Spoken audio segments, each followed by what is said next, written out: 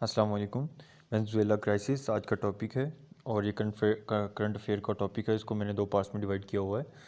तो इसमें oil producer country जो कि वेनेज़ुएला है दुनिया के नंबर 1 लेवल पे आता है और इसका सेम इशू दूसरे जो कि ऑयल प्रोड्यूसर कंट्री हैं like that Saudi Arabia, Oman, Qatar, Russia और इनमें फिर एक टर्म यूज़ की जाती है पेट्रोस्टेट। 1970 में इंट्रोड्यूस करवाई गई थी ये टर्म नीदरलैंड की तरफ से क्योंकि नेचुरल गैस कुछ डिस्कवर हुई थी नॉर्थ सी में।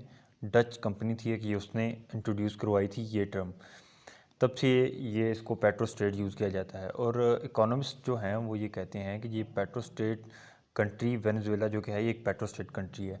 इसकी दो डेफिनेशंस हैं आगे पेट्रोस्टेट की।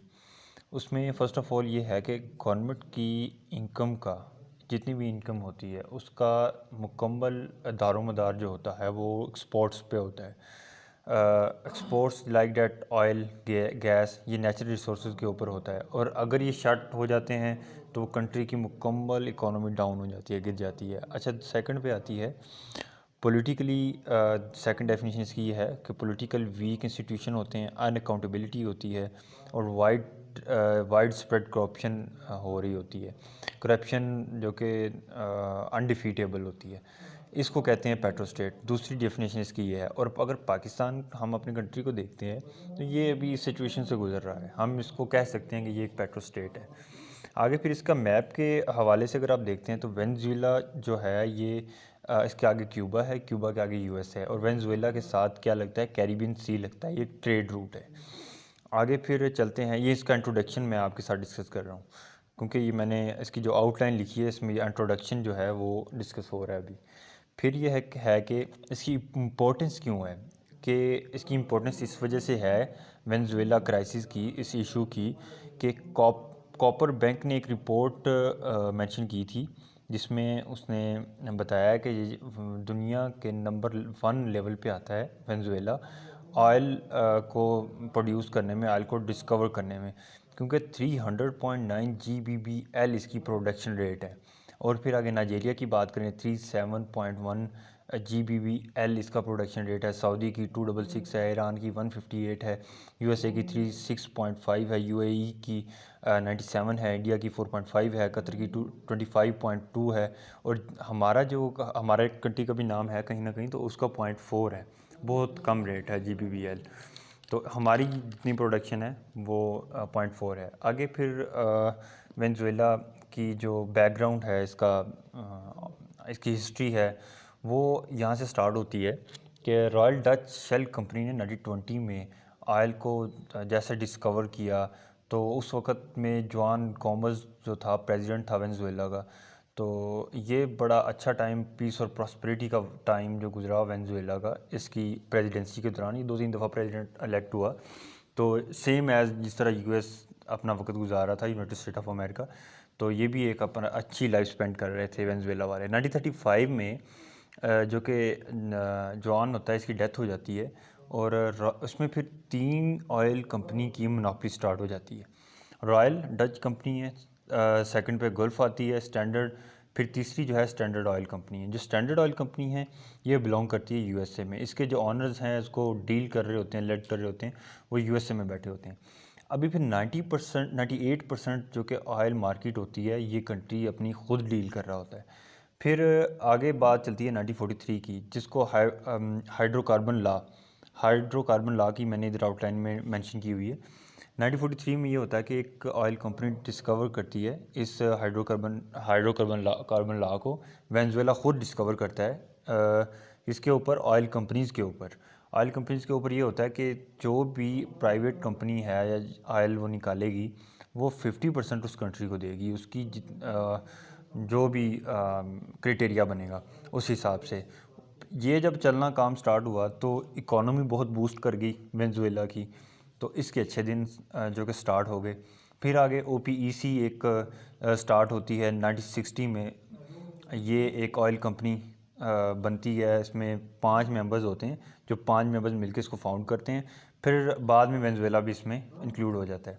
फिर आगे आता है कि प्रेसिडेंट कार्लस की बात आती है। 1976 में इसने PDVSA के नाम से नेशनल ऑयल कंपनी को डिस्कवर किया, जो ये करती थी कि इस कंट्री के अंदर, क्योंकि ये नंबर 1 लेवल पे आ रहा है पूरी दुनिया में ऑयल को प्रोड्यूस करने में, नेचुरल रिसोर्सेज को प्रोड्यूस करने में, क्यों नेचुरल रिसोर्सेज है ऑयल एंड गैसेस, तो फिर इसलिए इन जितनी भी ऑयल कंपनीज थी वेनेजुएला में एज अ प्राइवेट काम कर रही थी, उनको मैनेज करने के लिए, उनका चेक एंड बैलेंस रखने के लिए, रिफाइनरी के लिए वो ये था कि ये PDVSA के नाम से जो कंपनी थी, नेशनलाइज ये कंपनी थी, वो उसको मैनेज करती थी, उसका लुक आफ्टर करती थी। तो ये प्रेसिडेंट कार्लस ने इसको बना दिया, इसका भी बहुत इनको फ़ायदा हुआ। हमारे अभी पाकिस्तान की बात करें तो हमारे पाकिस्तान में ये PSO है, तो सेम एज़ इनकी है PDVSA। आगे फिर 1980 का पीरियड होता है, उसमें ऑयल प्राइसेस डिक्लाइन करती हैं। 1980s में जैसे ही ऑयल प्राइसेस डिक्लाइन करना स्टार्ट हो जाती हैं, मैंने आपको पहले भी बताया था, जिस कंट्री का दारोमदार ही उसकी ऑयल या जो इसके नेचुरल रिसोर्स हैं उसके ऊपर होता है, तो वो जब डिक्लाइन होता है तो फिर उसके ऊपर एक कहत स्टार्ट हो जाता है, उसकी कहत साली एक किस्म की स्टार्ट हो जाती है। 1980s का पीरियड की बात मैंने अभी की, ऑयल प्राइसेस डिक्लाइन हो जाती हैं, ठीक है, इंटरनेशनल लेवल के ऊपर ट्रेड डेफिसिट इशू बन जाता है, डेट ट्रैपिंग स्टार्ट हो जाती है। ये फर्स्ट टाइम होता है कि वेनेजुएला के ऊपर एक डेट ट्रैपिंग में वो फंस चुका होता है। 1980 में IMF से और वर्ल्ड बैंक के कर्जे लेके ना ये बड़ी बुरी तरह फंस चुका होता है, और ये अब तक फंसा हुआ है। आगे फिर 1992 की बात आती है, होगो चैवेज़, ये इसका प्रेसिडेंट होता है वेनेजुएला का। ये 1992 में इलेक्ट होता है, 2013 तक चलता है ये कहता है जी मैं पॉवर्टी को, इनक्वालिटी को डिक्रीज़ करूँगा ऑयल वेल्थ, जिनकी जो ऑयल वेल्थ है ना, उसको यूज़ करते हुए। और इसने अपने अच्छे रिलेशन बनाए क्यूबा के साथ, अलाइंसेस किया, और बट इसके इरा में कुछ मसले भी क्रिएट हुए, जो कि करप्शन बहुत बड़ी, करप्शन ने सही टका के जन्म लिया। और 2013 तक, जब तक इसकी प्रेसिडेंसी रही है ना, इसका इरा रहा है, तो ये बहुत बुरी तरह डिस्टेबलाइज हो चुका था। तो 2013 में ये चावेज़ इसकी डेथ हो जाती है। उसके बाद क्या होता है, इलेक्ट होता है जी निकोलस प्रेसिडेंट इलेक्ट होता है। प्रोटेस्ट स्टार्ट हो जाते हैं। निकोलस 2018 तक रहता है, 2018 तक प्रोटेस्ट होते रहते हैं अगेंस्ट इसकी गवर्नमेंट के। और फिर एक अपोजिशन लीडर होता है जो कि नेशनल असम्बली में बैठता है, जुआन गुएडो उसका नाम होता है। वो क्लेम करता है कि जी फेयर इलेक्शन होने चाहिए, इलेक्शन फेयर नहीं हुए। उसके बाद फिर ये इशू इग्निशन पकड़ता है टका आगे। जुआन गुएडो और निकोलस, ये दो ग्रुप होते हैं, और जब पॉलिटिकली कोई भी कंट्री वीक हो जाता है ना, वो डिस्टेबलाइजेशन स्टार्ट हो जाती है, तो दूसरे जो कंट्रीज़ होते हैं वो इनको पपेट बना लेते हैं, वो क्या करते हैं, इनसे फ़ायदा उठाते हैं। तो इसके साथ भी ऐसा ही हुआ, दूसरे कंट्रीज़ ने अपना फ़ायदा उठाया, अपने अपने जो कि उनके बेनिफिट थे उसको फॉलो करते हुए। आगे फिर बात आती है जी कि प्रॉब्लम्स जो जिन्होंने और स्टार्ट हुए, ओरिजिनेट हुए और रिच कंट्रीज़ के साथ, वो कौन कौन से हैं और वो कैसे टैकल करने होते हैं, उनकी मैं आपको अभी बताता हूँ कि problem originated in oil rich countries, ये लास्ट वाली आउटलाइन जो है। इसमें फिर ये होता है कि नेशनल रिसोर्सेज अगर आप कंट्री के बढ़ रहे हैं, इंक्रीज़ हो रहे हैं, तो फिर ये होता है कि क्रेडिट आपकी कंट्री में आना स्टार्ट हो जाता है, तो रिसोर्सेज आपकी कंट्री की तरफ अट्रैक्ट होना स्टार्ट हो जाते हैं। और उसका ज़ाहिरी सी बात है, जब ये सारी चीज़ें आ रही होती हैं, वो कंट्री रिच वे पे अपना जो कि है सफ़र स्टार्ट कर देता है, उसका जर्नी स्टार्ट हो जाता है, प्रॉस्पेरिटी ग्लो होना शुरू हो जाती है। तो जो कंट्री का कंसंट्रेशन है वो एग्रीकल्चर सिस्टम से और मैन्युफैक्चरिंग जो होती है उससे हट जाता है।